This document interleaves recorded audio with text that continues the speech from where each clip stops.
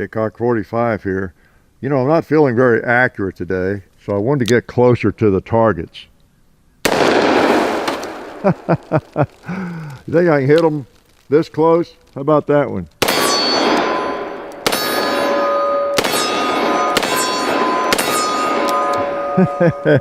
She's empty. Okay, little joke for the day. Actually, well, I don't know, maybe I'm not feeling accurate. You know, you never know till you start trying to hit something that's difficult to hit, do you?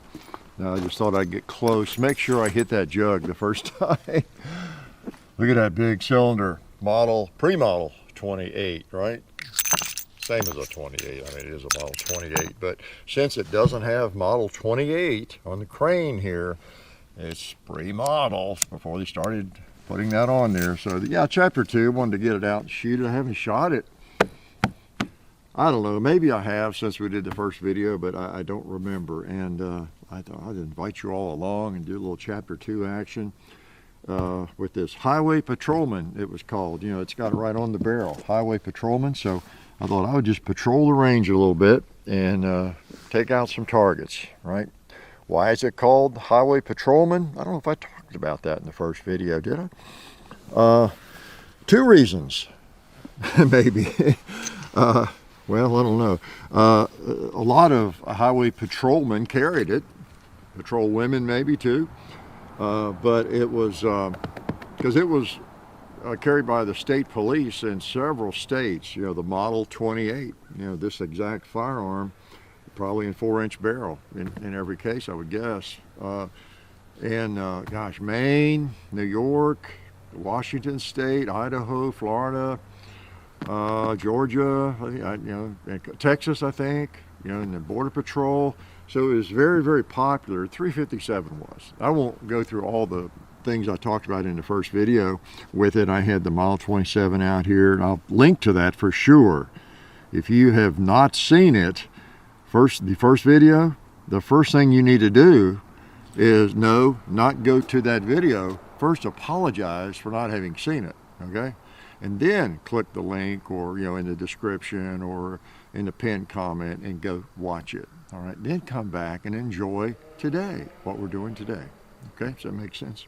No, we yeah, shot it a lot, talked a lot about the history of it, and you know, again, the 357 came out in 1935. It's called the registered Magnum. It was an in-frame like this and everything, and then they came out with the plain Jane version like this because the Model 27 was expensive, and here you don't have the checkering on top, and the finish isn't quite as beautiful, and some things like that. So they tried to dress it down a little bit and make it more of a working man's gun, and that's what they did. You know, that law enforcement would find I don't know, more economical and all that, because, you know, 357 Magnum.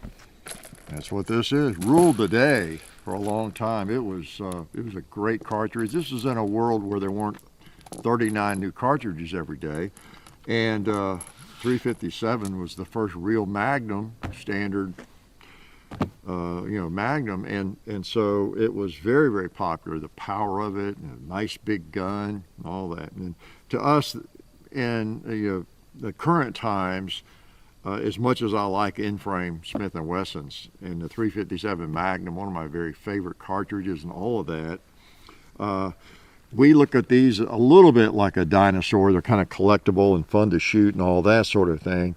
Nothing I probably am going to carry. If I'm going to carry a 357, I'm going to carry a K-frame or smaller probably, you know, and you know, hold just as many rounds. So, or if I'm going to carry a big behemoth like this in 357, I'll carry one that holds 7 or 8.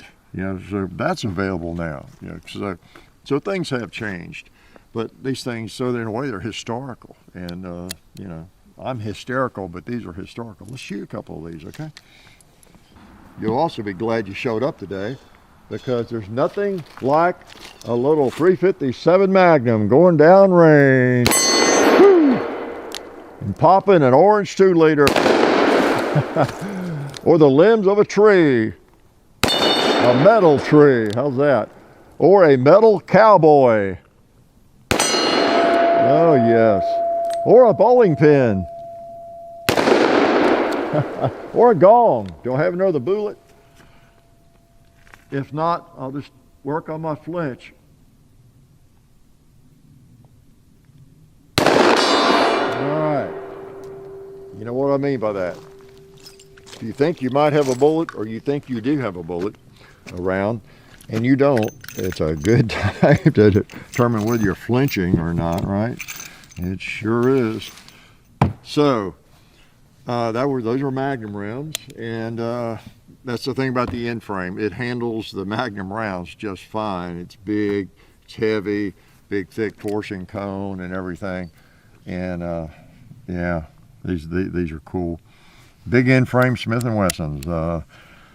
You know, that's the round, the firearm, the frame size that you get the 41 Magnum, the 357, you know, the early 357s, the 44 Magnum, what else? 44 Special, yeah, 44 Special came in an end frame, 45 Colt in an end frame, Model 25, 45 ACP, I guess, you know, in the end frame, the Model 25s and different firearms. And then you move up to the next size is the X frame, right? Where you get to the 500 Magnum and all that. So it's neat. The Model 28s and 27s are cool with a contour barrel. They're so recognizable. If I see one, I'm at a gun show and I see a case full of Smith & Wessons, I see a pretty big gun, and I see that contour of the barrel. That tells me right away that I don't know what I'm talking about. Now, well, it gives me a clue that this is probably a Model 27 or 28 357, because, you know, the barrel contours down. It doesn't need to be as big like on 44 or 45. However, it could be a 44 Special because they also contour down. What else? If it's an end frame with that contour to the barrel, I think 357 or 44 Special, maybe Model 24, 624, right offhand. I can't think of another one, but that's a clue. Okay, so beautiful gun. Let's shoot some specials. It is special, so let's shoot some 38 Special. If you're brand new to firearms, or well, you wouldn't have to be brand new. You might not realize that in a 357 Magnum you can chamber 38 Special. These happen to be some Hydroshocks, I think. Personal defense. These are personal defense, okay? And they're 129 grain, federal premium. All right. Thought I had some Hydroshocks out here. It's not. Okay. These are newer ammo. So, 38 Special. And, you know, I was double checking there, saying, did I go to the wrong ammo? Well, no, but it wouldn't matter if I did, really. That wouldn't be conducive to great shooting, target shooting, group shooting, or whatever I'm doing. If I just went from any one of these boxes, because I've got 3 different loads, right? These 2 are Magnums, this one's 38 Special, but it wouldn't hurt the gun, you know, duh. There's nothing, you know, this round is, here I go with a little side lesson, no charge. So this chamber that has whatever it has in it is fine to have a 38 Special. This same chamber is fine to have a 357 Magnum, you know, so you know, other than just the irregularity, the inconsistency, it really wouldn't matter. It's not advised. You know. I can't think, although I have, you know, take that back. I have, in fact, just the other day, somebody was telling me on what kind of gun was it? It might have been like a judge or a governor. He kept certain ammo in the first 3 chambers and then something different in the next 3, you know, like maybe bird shot or snake shot in the first 3 chambers, and then something else in the other. I think it was actually 357 Magnum. I think yeah, that's really what it was. I know people do that with the governor or judge, but with a firearm like this, maybe a smaller one, you would have 38 Special, your first 3 or 4 chambers, you could, and then have the last 2 or 3, whatever, 357 Magnums, hotter. Now, why would you do that?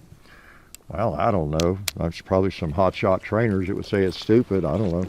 But maybe you want to start out with a kinder, gentler bullet. And it's not taking care of the business, so you always got something hotter. I don't know. Sounds good anyway. Oh yeah, wow, what a difference. What a difference in recoil. Let's check out another Kentucky 2-liter. All right. Oh, let's go. Well, I thought I was going to miss it. Went double action. Let's take out the gong. You know, you'll notice the difference from the last time I hit the gong. Took longer to get there, didn't it? Yeah. Even when I fire double action, it still takes longer to get there. Don't understand it, do you? Must be a physics thing. Yeah, that really makes a sweet shooter. If you've got a big old end frame like this, model 27, 28, and 350, well, B357 Magnum if it's a model 27 or 28, and I don't know, you got some little ones around, they're just learning to shoot or something, you think, well, that's too big, too heavy, too much recoil, too much blast, and all that sort of thing. You probably already know this if you have the firearm, but you get some 38 Special and put in it, and even though it's a little heavy, wow, you know what heavy does for recoil, lessens it, doesn't it? It dampens the recoil, so pretty nice. Whether it's me or it's a 10-year-old, let's shoot some more Magnums. Okay. So anyway, chapter 2. I won't keep you too long. This one, yeah, I had never. Well, I had a 28 and let it get away, and I ran across this one with that nice stag grip on it, and oh yeah, and 4-inch barrel, which is my preferred for this particular gun. And just had to have it. Plus, this is an old 5-screw model. See the screw there? You don't see that on any Smith. Look at your Smith & Wesson. I bet you don't have a screw right there. You might. And I bet you don't have one right there. Yeah. So, you know, it's an older one, 54, 1954. So, yeah, that's a long time ago. Some of you might not have been born then. And even if you were born then, you might not remember it well. Okay. Okay, Magnums. So I went over everything, and the first time I just want to get it out and shoot it. And I think I'll shoot the paper. I didn't want to leave you all out of it. Didn't want to leave you out of it. With a lot of noise, didn't I? That's not very nice. Hit the bullseye. Boom. Magnum goes right through that paper. Also goes through that arm. Knocks that arm right around. If you hit it. That's a pretty nice double action, I have to say. So anyway, what do y'all think about the end frame? Do you still own any end frame Smith & Wessons? Because from a practical standpoint, especially in a 38 or 357, I guess it doesn't make a lot of practical sense. No, because there's so many K frames. You've got even J frames. You got small Ruger. You got lots of companies that make small 357 Magnums. That, I mean, I could have one in my hand and it'd be hidden. You know, small. And here we got this behemoth, fairly heavy, even in a 4-inch, big old end frame, and it still just holds 6. So again, it's a little bit of an anachronism, I guess. So what do you all think? Y'all have them? Do you hang on to them for nostalgia's sake, or just because they're fun to shoot? That's a lot of what I do. These ruled these sorts of firearms exactly when I got into collecting guns back in the 70s and you know, buying and shooting firearms. So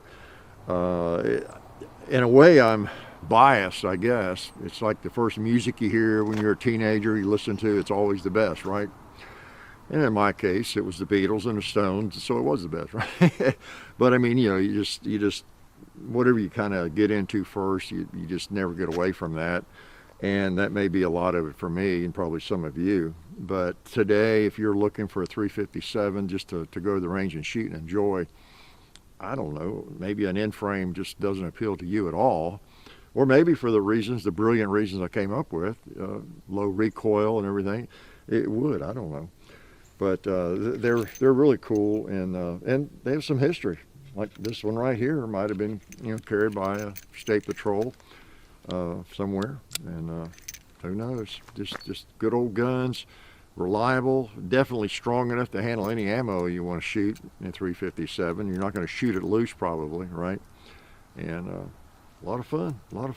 So anyway, I'm glad you came out to enjoy the chapter 2 with me. A beautiful end frame. Pre-model 28. Yep, just like the model 27, but not as beautiful. Life is good. Oh yeah, that's better. This is a great gun for defense. Oh hey, didn't see you guys there. While I've got you here, I want to remind you of our friends over at Talon Grips and Ballistol. Talon Grips makes grips, can you believe it? For all different types of firearms. You can get rough texture or more of a rubberized texture. It just sticks right on there. You know, really affordable, really cool option to improve the grip for your handguns or rifles. So please check them out at talongungrips.com. You'll be glad you did. And also Ballistol. Dad has been using Ballistol for many years. It's a cleaner and a lubricant, and it's non-toxic. It works really great, and we're happy to have them on board since it's been a part of our shooting endeavor for a very long time. So go to ballistol.com, talongungrips.com. And also, while you're out there, I'm juggling all these things here. Also, while you're on the internet, please do check out our other social media like Hickok45 on Facebook. There's also Hickok45 on Twitter, The Real Hickok45 on Instagram. There's a John_Hickok45 on Instagram where I do some things. There's Hickok45.com. You can find us also on Gunstreamer. So check out all that stuff and then watch more videos.